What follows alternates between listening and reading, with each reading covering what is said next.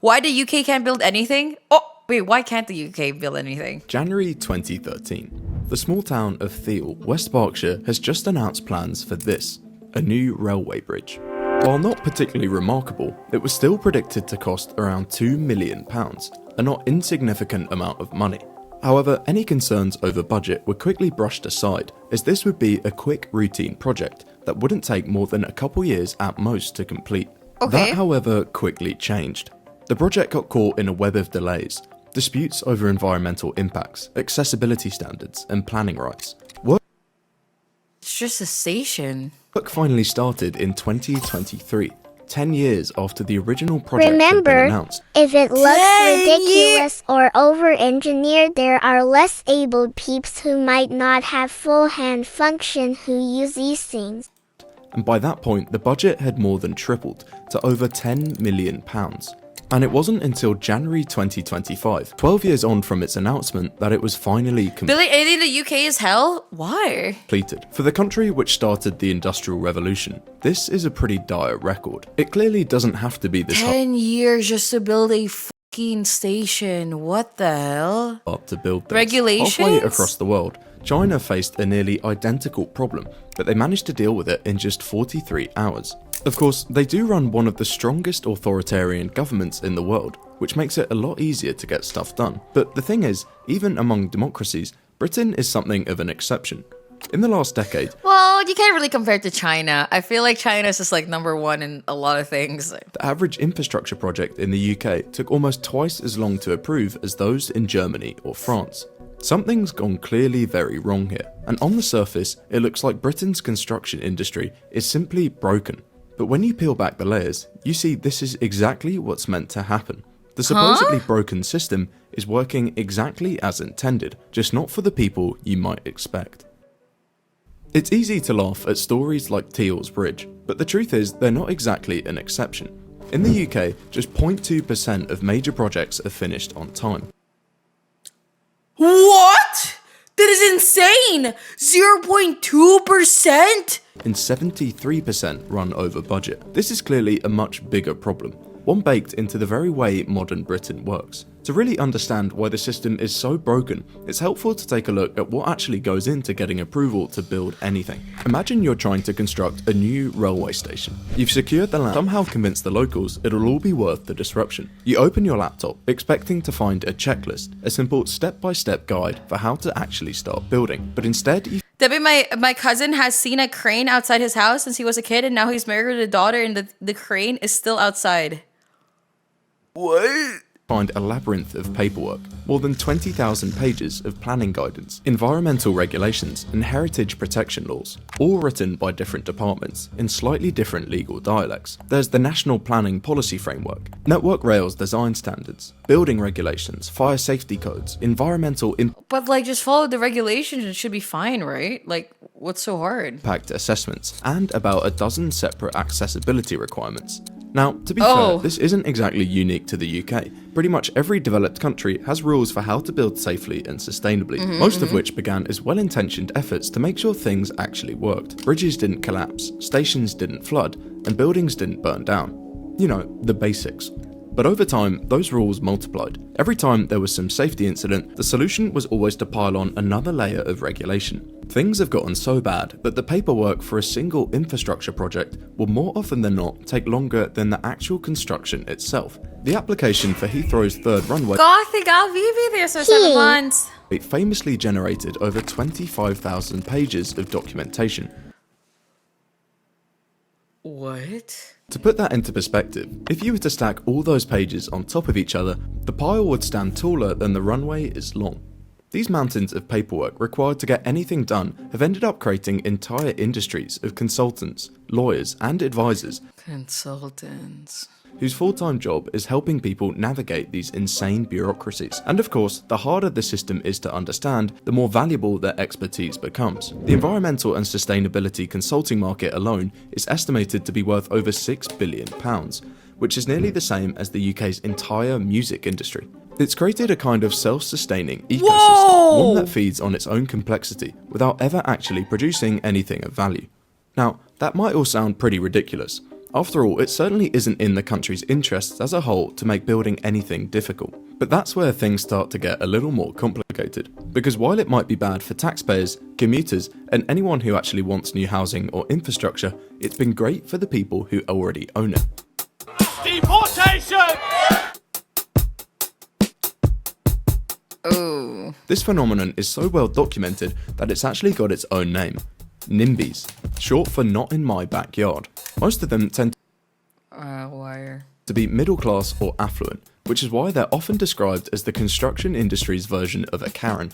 They come in all forms: environmentalists worried about green space, animal rights advocates protecting local habitats, heritage groups defending historic builders, or simply homeowners who don't want their morning view disrupted. On the surface, I mean, is that not fair? Like I in the Philippines, the amount of like tall buildings has ruined the skies completely. they're easy to mock. People who are opposed to change morning. just for the sake of it. But the weird thing is, in most cases, they're not necessarily acting irrationally. Imagine you live in a small rural village in the southwest, and a developer comes along asking to build a massive block of new flats on the edge of town. All those extra flats would almost certainly bring down the value of your home, and add in the extra traffic, noise, and construction mess. And there's really little very upside for the homeowners at all. So local residents basically do whatever is in their power to stop development happening, creating some pretty ridiculous stories. A few years ago, a construction company wanted to convert an abandoned Victorian hospital into 291 No! That is so cool though. It should just be restored. And like, what? Victorian fuck. hospital into 291 apartments. But why? Luckily for the locals, standing in the way was a 400-year-old mulberry tree. No, I bet they clinged on that fucking tree for so long. Any attempt to relocate the tree would risk killing it. At which point, the East London Garden Society argued that this wasn't just any tree. It was a specially protected veteran tree. This Well, to be fair, I don't really care about companies anyway. They could like all like I don't care. So for me, I'm pretty like in the middle of this. Like I understand this is a lot of money and a lot of money wasted on whatever, but at the same time, I think it's kind of a W at the same time because like now you're ended up causing a massive delay, as the dispute went on for the local council to review, and a series of environmental assessments had to be carried out. After a lengthy legal process, homeless people saving a tree so they keep being unable to afford housing. they finally allowed the developer to relocate the tree. Now, this is where things should have ended, but a couple weeks after this ruling, a local resident launched a legal challenge. This ended up going all the way to a high court, who ended up overturning the council's decision, blocking any development from taking place. So, nearly 7 years later, nothing had been built. And this kind of thing is Well, to be fair, I don't really like seeing old buildings turned down, especially when they're like Victorian. I feel like there should be a ruling that you can't like turn down like when it's like, especially when it's beautiful as well. Like, I don't know. isn't a one-off. In the last decade, 16 major infrastructure projects faced legal challenges, but only one of them actually got passed. The other 15 were blocked, in most cases because local NIMBYs It was being converted, not destroyed. Oh. Wasted building doing nothing now? Well, it could just be restored to do something else, no? managed to get in the way. Part of the reason why this group has so much power compared to in other countries is because, well, there's just a lot more of them.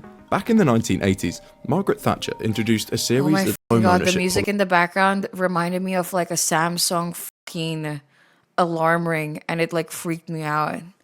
Did anybody else hear that? Or am I just like schizophrenic? Why this group Did you has hear so that? much power compared to in other It countries like actually like is gave me because, a heart, well, like my there's just heart a like lot started more like of them. palpitating. Back in the 1980s, Margaret Thatcher introduced a No, series oh of my god! Do you hear it? Am I crazy? Do you guys hear it? The ringtone. It's the ringtone. It's my mother's ringtone. homeownership policies, most famously the right to buy scheme. The idea was that if working class families could own their own homes, they'd be less reliant on the state, instead building personal wealth through their So that's what happened? Is that the reason why every home in the UK looks copy-pasted? Because nobody's building their own? Oh. most famously the right to buy scheme. The idea was that if working class families could own their own homes, they'd be less reliant on the state, instead building personal wealth through their property. They would be less reliant on the state? Why is that a bad thing? And in one sense, it worked. Home ownership soared to the second highest rate in the G7. The trouble is, that created a massive new group of people who were financially incentivized to block almost any new development. And the result wire. Okay, I see. has been some of the longest planning delays in the developed world. In fact, between 2010 and 2020, the average time to approve a major housing project doubled, rising to around 5 years on average, more than double Germany. I remember when Nikita went to the Philippines and we were looking at, because my mom's a broker, so we were looking through like housing and stuff like that, and then Nikita was like, wow, why is everybody's home so different from each other? And I'm like, oh, because everybody like just builds them. Like everybody, like there's an American style home next to like some Victorian style home next to like a old school type of bungalow kind of thingy, and then the next house will be like a modern style house where everything's kind of more open and etc. Some people buy, even like, we were in the expensive neighborhood, FYI, so like it was like the expensive shit for fucking like housing areas made for one gigantic mansion or something like that.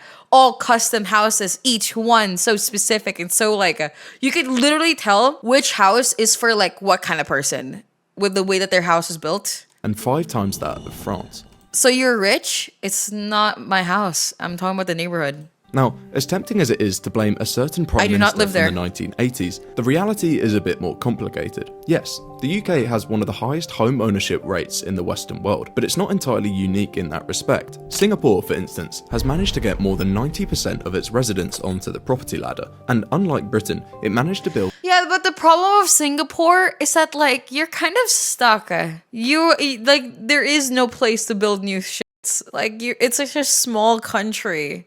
Entire new cities it's so in less time small. it takes the UK to approve a single train station.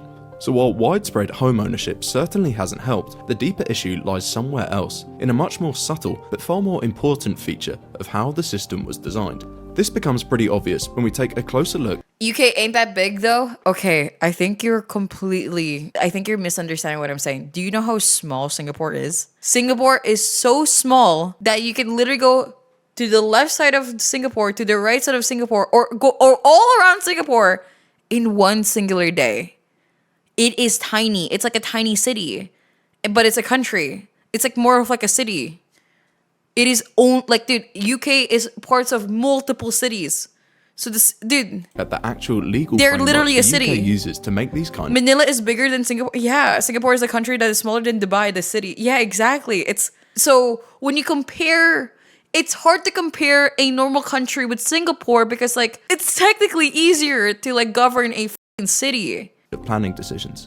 The country's planning system is centered around a piece of legislation passed in 1947 called the Town and Country Planning Act. At the time, the country, particularly London, was busy rebuilding the nation after the Second World War. Because land was so cheap, it was a lot more profitable for developers to spread their buildings outwards, rather than keeping them concentrated in city centres. The problem was, that kind of urban sprawl risked putting massive pressure on already strained transport systems. These were the rail, roads and utilities that were still being patched back together after the war. So they passed this piece of legislation with the goal of effectively restricting how far cities could expand. Now, that might sound like it makes a lot of sense, and to be fair, for the time it did. The only Birmingham is that nearly 80 years later, the same piece of legislation still dictates how most planning decisions in the UK are made. To put that into perspective, since the law was introduced, the UK's population has increased by almost 20 million people, from around 50 million in 1947 to nearly 70 million today.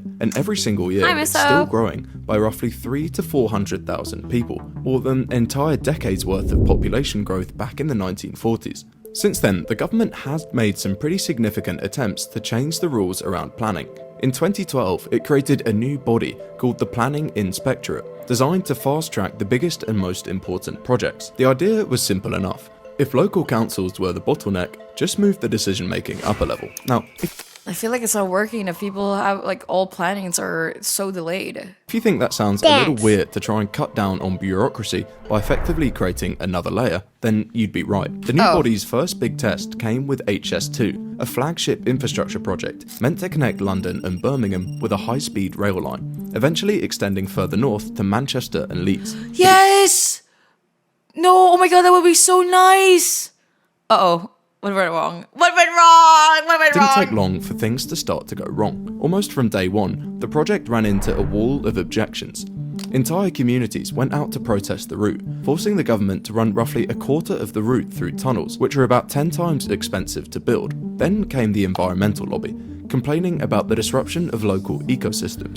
Oh my god. The HS2 ruined Wales? How so? Guys, it's okay to be political at the moment if it's about the video that is being spoken. Like, what went wrong? Any UK people in the chat? Like, is this not a good thing? The HS2 to like have like better transportation? So, the government had to build an £100 million tunnel to protect a colony of just 300 bats. Are you fucking serious? When HS2 was first given the green light back in 2012, it was projected to cost around £32.7 billion. Today, that number has gone up by more than 3 times, with completion A straight line between two cities, lots of towns and villages in between them. What's wrong with that? Wait, like somebody explain to me what's wrong with that, because like maybe I'm just too Asian to see what's wrong with that, because like isn't it a good thing? They demolish the towns and village, not near the line, it's on the line. Oh, why not just build like below then? Or I don't know. not expected until 2030 at the earliest. Not exactly a roaring success for a body that was supposed to streamline the planning process. But the thing is, it's not exactly surprising either. Trying to fix a broken Why don't they just build around?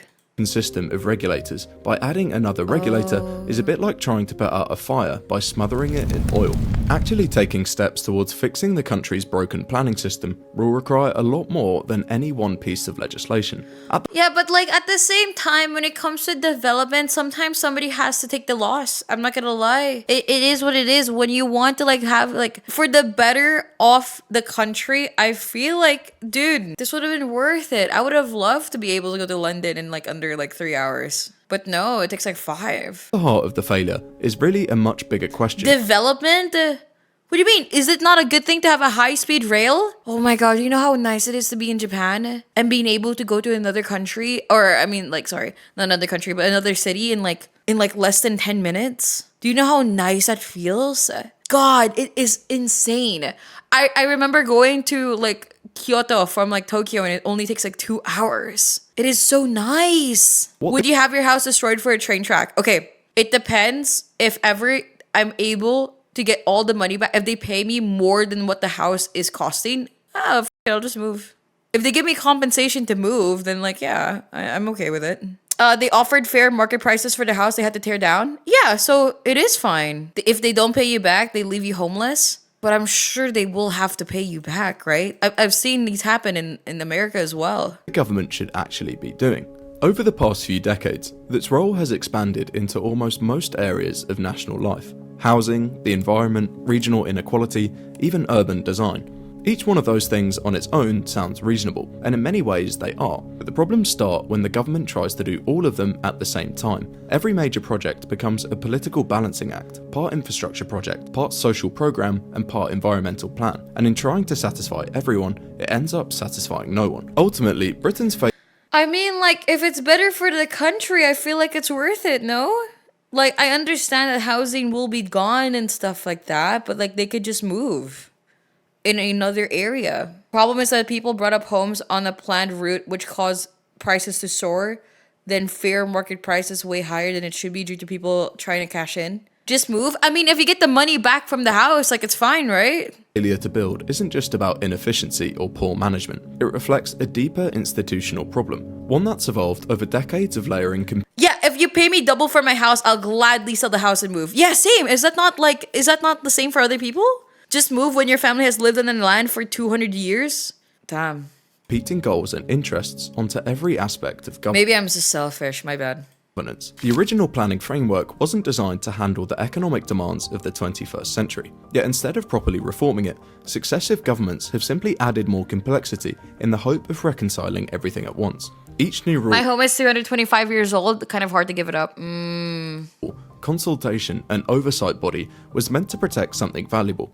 But together they've created a system that often presents anything from being built at all. In many ways, what began as a sensible framework for oversight has gradually evolved into a system designed to remove all risk from public life, and in the process to protect the interests of those who already benefit from the status quo. Why would you care if the thing would benefit the country if you're not going to use it but have to move? But it benefits so many other people, though. Actually reversing this trend would require The problem was there wasn't enough houses to move into since there's not enough housing that were being built locally. It means moving to a brand new area with no friends and family nearby just for a house. Okay, that makes sense. a government willing to question those assumptions. Okay, that makes sense, to yeah. accept that progress always involves some degree of risk, but that protecting everyone from change ultimately means protecting Oh, pause. Very serious. the country I from lost changing it. Serious. That meant I worked for infrastructure I can't read for shit.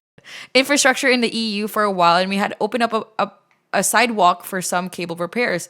There was a tree about 10 meters away. We had to wait for the tree guy. We had to stop everything we were doing and had to wait for 2 weeks. The tree guy, I kid you not, appeared, looked up and down the tree, and then said, "I think that's fine." And his assistant did the same thing, something on his tablet. It took less than 5 minutes. Co-workers told me most of them are political nepos. Oh my god. Dude. at all. The tree guy. You have to fucking talk to the tree guy? Britain's problem, in other words, isn't that it forgot how to build. It's that it built a system This is too foreign to me, I think. I think that I'm very like Asian or something because like this is like genuinely too foreign of like what in the fuck? We have to talk to Lorax. My parents had a tree in the yard they wanted to remove due to debris and lack of sun. Their neighbors who moved away 2 years prior now lives in France managed to stall it for 3 years. What? It's not even their fucking tree. It's our tree. I'm sorry. What? My neighbors who had a tree in their yard they wanted to remove due to debris and lack of sun. Their neighbor who moved away 2 years prior now lives in France managed to stall it for 3 years. It's in their fucking yard. What? I'm Asian too. I support mass transit. I just want to make sure that if I have to lose my home, then I can move to a new one. Fine. Yeah. Same. That's the same like idea as me as well. I like mass transit. I like the idea of not relying on cars. And if I have to move for that to happen, I'm moving. Okay, like I want to see that happen. If I'm being honest, like I want to see that happen. However, if there's no new home to move to, then it's like kind of GG's. I don't want to move my whole life into something new. I just want to be able to like just move. You know what I mean? where doing so successfully became the exception rather than Because the what rule. happens if I have the perfect location just to go to my job as well, like that's nearby, and if I have a grocery nearby too, like you know what I mean? Like you need to sell it to me. Damn, that is rough. Bureaucracy creates administration jobs just for them to create new made-up jobs to keep their own job, making everything way too complicated and collapsing onto itself. Jeepers. 16 years over 1.2 billion for a tunnel under the Thames that hasn't even left the planning stages. BS, there isn't any corruption involved. Talk your shit.